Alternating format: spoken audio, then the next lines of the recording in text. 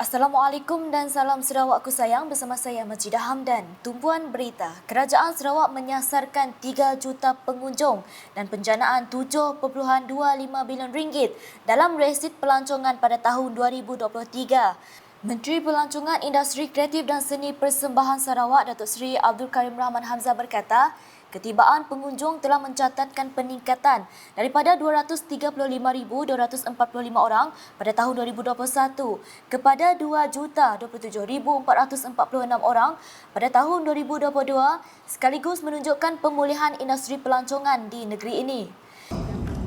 Januari dengan Februari 2023 jumlah yang berkunjung datang ke Sarawak adalah 600,600,037 visitors untuk Januari dan Februari 2023, tambahan 320.2% kalau dibandingkan dengan tahun 2021. Target kita untuk tahun 2023 adalah 3 juta pengunjung. Target kita tahun 2022 adalah 1.2 juta. Tapi sehingga bulan 12 2022 jumlah yang telah datang adalah 2.02 juta. Beliau berkata demikian pada sidang media mesyuarat jawatankuasa pemandu pelancongan negeri Sarawak di Kuching pada Selasa. Menurut Datuk Seri Abdul Karim, prasarana di Taman Negara di Sarawak harus dinaik taraf kerana ia memainkan peranan yang penting bagi menarik pengunjung. Dalam perkembangan lain, beliau memberitahu bahawa Borneo Highlands Resort kini dimiliki sepenuhnya oleh Kerajaan Sarawak. Ujarnya ia akan mengambil sedikit masa bagi membangunkan tempat tersebut kerana ia tidak beroperasi untuk jangka masa yang lama. Tambahnya, Kabinet Sarawak telah meluluskan sejumlah peruntukan untuk menyelenggarakan pusat pelancongan itu yang akan disediakan oleh Majlis Pembandaran Padawan. Laporan seterusnya, Sarawak berpotensi untuk menjadi hub global bagi industri minyak dan gas dengan mewujudkan sektor petrokimia hiliran yang teguh untuk meningkatkan penyertaan dalam rantaian nilai lebih tinggi. Timbalan Premier Sarawak Datuk Ahmad Awan Tengah Ali Hassan berkata, Sarawak boleh memanfaatkan ketersediaan sumber gas asli di negeri ini sebagai stok makanan dan infrastruktur sedia ada di Bintulu. Beliau berkata demikian dalam teks ucapan dibaca oleh Timbalan Menteri Belia, Sukan dan Pembangunan Usahawan Dr. Ripin Lamat semasa program transformasi kontraktor minyak dan gas Sarawak PTKS di Kuching pada Selasa. Sarawak can take advantage of the availability of our natural gas resource as feedstock and the existing infrastructure in Bintulu to be thriving and vibrant oil and gas hub in the region.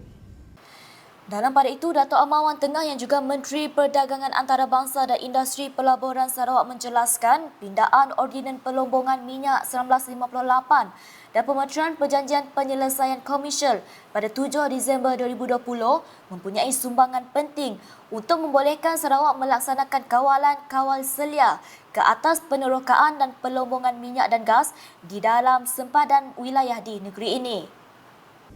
Herein lies the importance of meeting the aspiration of Sarawak for more active participation by Sarawakians in Sarawak companies in upstream and downstream sector of oil and gas industry in Sarawak. However, this cannot be done alone.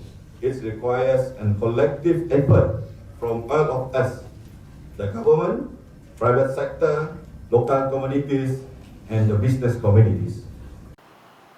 Mengenai program PTKS itu, beliau berharap semua peserta menggunakan program itu sebagai platform untuk membolehkan diri mereka mendapat lebih banyak pandangan tentang industri minyak dan gas di Sarawak selain menyediakan peluang untuk rangkaian.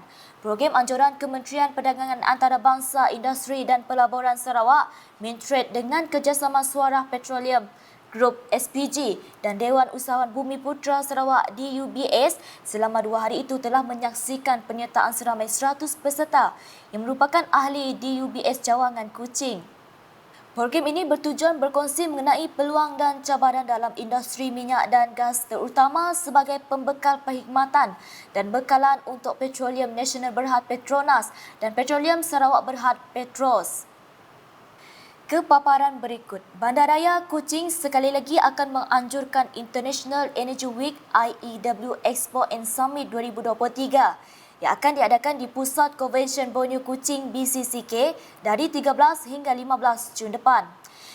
Timbalan Menteri Tenaga dan Kelestarian Alam Sekitar Sarawak, Dr. Hazlan Abahibni berkata, edisi kelima IEW 2023, anjuran kementeriannya dengan sokongan Business Event Sarawak dijangka menerima kehadiran 200 peserta pameran dan 5,000 pelawat perdagangan. Jelasnya, ia juga menawarkan peluang yang unik untuk menyelahkan kepentingan tenaga dan kelestarian alam sekitar selaras dengan tema IEW 2023, iaitu peralihan ke arah masa depan karbon sifar bersih.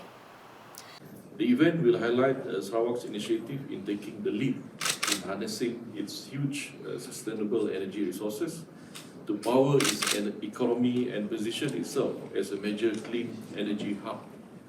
The ministry is expected to announce a number of major overseas investments at the event.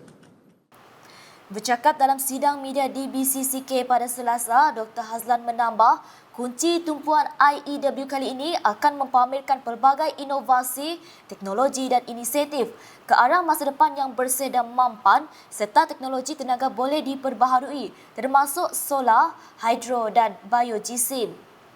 Tambahnya, majlis perasmian IEW 2023 bakal disempurnakan oleh Premier Sarawak, Datuk Patinggi Tan Sri Dr. Abang Abdul Rahman Zuhari Tun Datuk Abang Openg. Dalam perkembangan lain, Dr. Hazlan berkata, golongan wanita perlu didedahkan dengan pelbagai kursus kemahiran untuk meningkatkan taraf sosioekonomi mereka. Bagi tujuan itu, katanya seramai 80 orang wanita dari kampung Muara Tebas dan Muara Tebas Lot menyertai kursus kemahiran jangka masa pendek dengan sijil penyertaan dikeluarkan oleh Pusat Kecemerlangan Teknikal Sarawak, Sentex. Setiap peserta menerima sijil khusus yang boleh digunakan untuk pendaftaran syarikat dan mendapatkan bantuan daripada kerajaan seperti SEDC, MARA, Tekun, Bank Agro, Bank Rakyat, SME Bank dan sebagainya. Beliau berkata demikian semasa berucap merasmikan kursus tersebut di Dewan Serbaguna Kampung Muara Tebas di Kuching baru-baru ini. Kursus tersebut merupakan anjuran bersama Pusat Khidmat Dewan Undangan Negeri Dun Demak Laut dan Wanita Kampung Muara Tebas dan Muara Tebas Lot dengan kerjasama Sentex. Dr. Hazlan yang juga Adun Demak Laut menambah, kursus ini merupakan inisiatif Pusat Khidmat Dun Demak Laut dalam memperbagaikan dan memperkasakan kemahiran penduduk di kawasan berkenaan. Di Bintulu, Adun Tanjung Batu Joni Pang Leong Ming meluangkan masa menyatuni serta mengagihkan sumbangan buah kurma kepada penduduk beragama Islam di konstituensinya bersempena dengan bulan Ramadan yang bakal tiba. Beliau berkesempatan mengagihkan sebanyak 1,865 kotak kurma beserta jadual berbuka puasa kepada wakil-wakil jabatan, agensi, pengamal media dan juga 4 buah kampung pada pagi Isnin. Antara lokasi pengagihan sumbangan tersebut termasuk Pejabat Agama Islam bahagian Bintulu, Pejabat Residen bahagian Bintulu, Kampung Asyakirin Fasa 1, 2 dan 3 serta Kampung Jabai. Joni ketika ditemui berkata beliau mengambil peluang selepas keadaan COVID-19 yang beransur pulih untuk turun sendiri ke kawasan terbabit bagi mendekati serta menyatuni masyarakat setempat. Manakala di Tatau, Polis Diraja Malaysia PDRM Daerah Tatau akan terus mengawal serta membantras sebarang kegiatan jenayah yang berlaku di sini bagi memastikan daerah ini menjadi kawasan yang selamat untuk didiami. Ketua Polis Daerah KPD Tatau DSP Jem Rais berkata, ini bagi memastikan keamanan penduduk terjamin dan pada masa sama mewujudkan keyakinan orang awam terhadap pihak polis. Jalinan akrab ahli masyarakat sebagai rakan strategik terpenting PDRM dalam membantu pasukan dalam usaha mencegah jenayah. Justru konsep kepolisian masyarakat akan terus diperteguh bagi melahirkan masyarakat yang bertanggungjawab ke arah matlamat mewujudkan persekitaran sifat jenayah di negara ini. Seiring dengan tema polis dan masyarakat berpisah tiada yang terus dikekalkan pada sambutan Hari Polis kali ini. Beliau berkata demikian semasa sambutan peringatan Hari Polis ke-216 di Ibu Pejabat Polis Daerah Tatau pada Isnin. Sebenar sambutan tersebut, DSP Jem ia juga menyampaikan sijil penghargaan kepada Menteri di Jabatan Premier Sarawak, Datuk John C. Kitayai. Selanjutnya, Pusat Kecemerlangan Teknikal Sarawak Saintex Commercial melancarkan koleksi Nostalgia Raya Tudung Bawal Jumaat ni dengan harga mampu milik. Pengurus besarnya Muhammad Syahrin Muhammad Yusri berkata, dua koleksi tudung ini merupakan produk pertama keluaran pereka fashion tempatan yang diinspirasikan daripada bunga kegemaran Puan Sri Dato' Amar Jumaat ni Tun Tuanku Bujang. But then as you can see also, we have also launched our scarf. That one is our own product. You can see the design and then the material, we have cotton and also we have satin. So itu merupakan produk Jumaini Pavilion sendiri. Bercakap dalam majlis pelancaran koleksi tudung bawal Jumaat ni di Jumaat ni Pavilion pada Selasa, beliau berkata harga tudung ini bermula daripada RM129 untuk tudung satin dan RM39 untuk tudung cotton. Katanya dua koleksi tudung yang menggunakan jenis cotton dan satin ini masing-masing mempunyai 5 reka bentuk yang tersendiri. Selain itu, katanya Saintex turut bekerjasama dengan pengusaha baju Melayu dan baju kurung terkenal Semenanjung Malaysia, iaitu Bulan Bintang, untuk membawa koleksi baju-baju keluaran mereka ke Sarawak. Turut hadir Timbalan Menteri di Jabatan Premier Sarawak, Undang-Undang MA 63 dan Hubungan Negeri Persekutuan, Datuk Sharifah Hasidah Said Aman Ghazali, Pengerusi Saintex Tan Sri Dato' Amar Muhammad Mushidi Abdul Ghani dan Rakan Strategik Bulan Bintang Wan Aras Azazi Johari.